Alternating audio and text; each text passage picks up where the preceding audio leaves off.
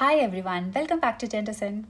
Today we are going to start a very important topic in oral pathology which is frequently tested in exams. So that is salivary gland tumors, also known as salivary gland neoplasms. So both terms are used. So we know that there are three pairs of major salivary glands. If you remember from the first year dental histology, we have the parotid gland, submandibular gland and sublingual gland. So these three are the major salivary glands. But in addition to that, we have very small minor salivary glands which are distributed throughout the mouth. So there are many salivary glands which are present inside the oral cavity also. So those are called minor salivary glands. So we have three major salivary glands and minor salivary glands. So both major and minor salivary glands can be affected by tumors. So we can see tumors of both major and minor salivary glands. So in today's lecture, we are going to discuss the general introduction to salivary gland tumors. We'll understand why they are important, what is so unique about them. Then we'll study their incidence and distribution. Then very important rule of 80 with respect to these tumors, which is frequently tested in MCQs, NEET exam also. Then we'll understand the relationship between the size of the gland and chances of malignancy happening in the gland. Is there any relationship? We'll get to know. Then histiogenesis. Histio means tissue, genesis means origin. That is from which cell of the normal salivary gland these tumor cells originate. So histiogenesis itself can be a short note. You can get the question as histiogenesis of salivary gland tumor, or theories of histiogenesis can be a short note. So we'll discuss those theories. Then finally, few principles of treatment of salivary gland tumors. We'll summarize it, and then few MCQs. So let's start. Before starting, quickly subscribe to Dento'ZEN, tap on the like button, hit the bell icon so that you remain notified about new videos. So let's imagine a 45-year-old female patient comes to your clinic and she says she complains of a slowly growing painless swelling in front of the left ear. So as you hear the word ear and painless, so you can think that, okay, this is the location of parotid gland. So this can be a parotid gland tumor. But what type of parotid gland tumor? These salivary gland tumors can be of two types. Yes, these two types are called benign and malignant. So if you know what are these benign and malignant tumors, there are a little difference between the two types. So benign tumors are usually slow growing, whereas malignant tumors are rapid growing. They attain big sizes quickly. Benign tumors remain localized at that region only, whereas malignant tumors, they spread to the other parts. So that is characteristic of malignant tumors, which differentiate them from the benign tumors. Then benign tumors are usually painless, whereas malignant tumors have the features like pain. They may come with features like pain. Benign tumors are usually mobile, whereas malignant tumors become fixed to the structures. So these are the few points that you need to keep in mind while describing a salivary gland tumor as benign or malignant. So that is also the classification that we'll discuss in separate video. The salivary gland tumors can be classified broadly as benign salivary gland tumors and malignant salivary gland tumors, and they will show these respective features. Okay, great. So that is about the benign and malignant classification of salivary gland tumors. Now, why is salivary gland tumors important?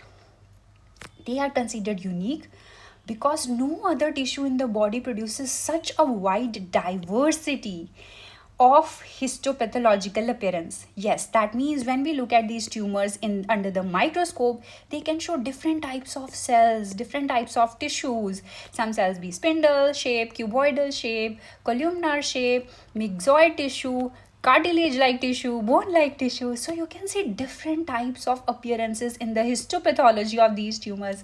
That is why we call them that they show greatest histopathological diversity. The moment you hear the name salivary gland tumor, diversity should come to your mind. So also, this is one of the most frequently asked statements in exams and NEET MCQ questions, that which tumors show greatest histopathological diversity. Now, they can arise in both major glands as well as minor salivary glands, and they can be benign and malignant tumors. So these points make these salivary gland tumors unique and important.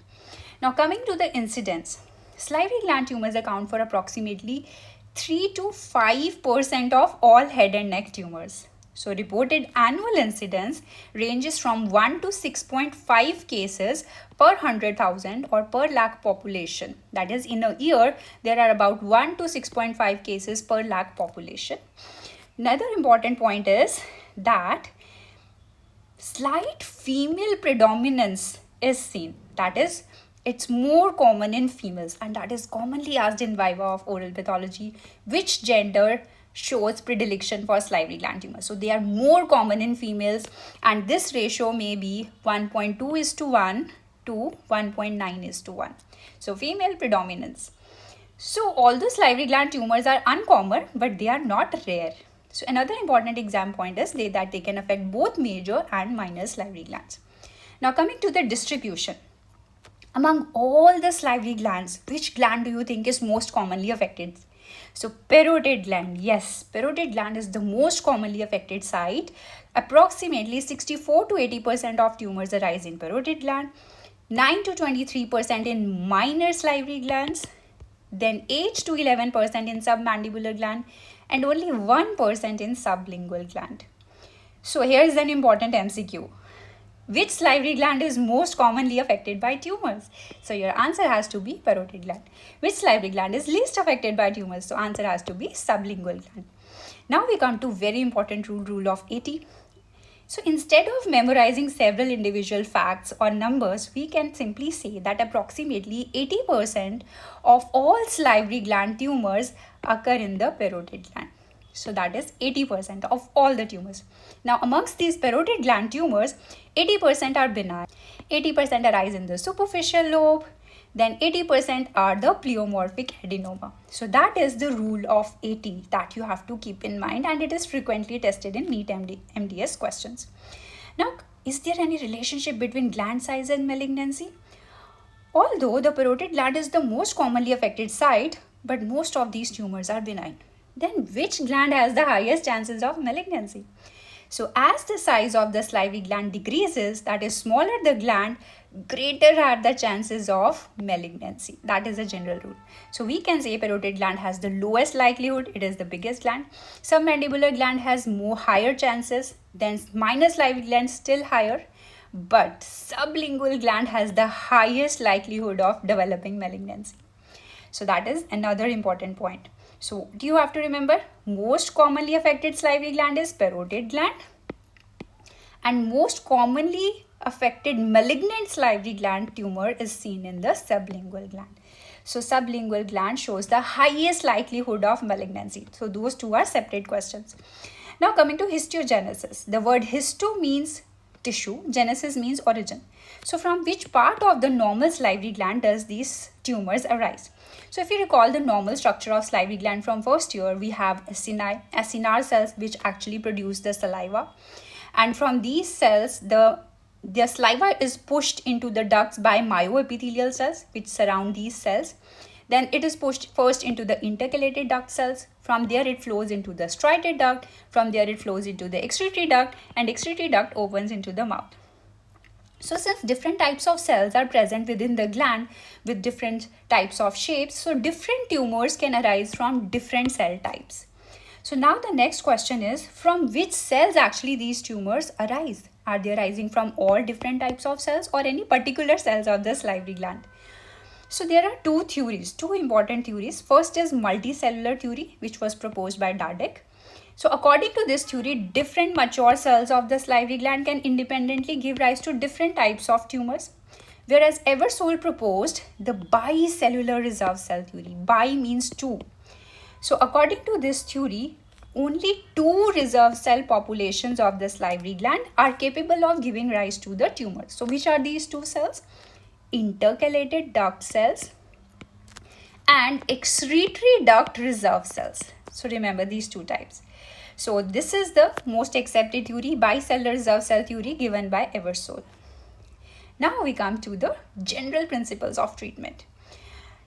So treatment of benign salivary gland tumors is primarily complete surgical excision. We completely remove the tumors by surgery. In contrast, malignant salivary gland tumors, first we check the grade and the stage of the tumor. And these tumors are removed surgically, followed by radiotherapy or chemotherapy. So either or both can be done depending upon the type, grade and stage of the tumor. Another very important point is that surgery involving the salivary glands should require greater care of the nerves. We have to preserve the nerves because nerves will be passing either through these glands or will be lying very close to the glands. For example, facial nerve passes through the parotid gland. So when we are doing surgery of the parotid gland tumor, we have to preserve the facial nerve and avoid post-operative functional problems. So let's quickly summarize about the salivary gland tumors. They can be benign or malignant. They show greatest histopathological diversity. They can affect both major and minor salivary glands. Most common site is parotid gland, most commonly asked viva question. Most common intraoral site, yes, inside the mouth, which is the most common site. Palate is the most common site. Then rule of 80, incidence distribution. Smaller the gland, higher chances of malignancy. So sublingual gland has high chances of malignancy. Then theories of histiogenesis, multicellular theory, bicellular theory, and few principles of treatment. So let's check what have you understood. First question, most common salivary gland affected by tumors: sublingual, submandibular, minor, or parotid gland. Question 2, accepted theory of salivary gland tumor formation: multicellular theory, monoclonal theory, bicellular reserve cell theory, or totipotent cell theory. And then third question, approximately 80% of parotid tumors are benign, affect superficial lobe, are pleomorphic adenoma, or all of the above. You can pause the video for a minute, you can think about the answers, and then you can check your answers. So here are your answers. So that is all for this video. In the next video, we are going to discuss the classification of salivary gland tumors so that we can discuss the individual tumors also. So if you really enjoyed the video, tap on the like button, share this video with your friends, subscribe to our channel, keep watching, keep reading, keep smiling. See you in the next video soon. Till then, take care. Bye-bye.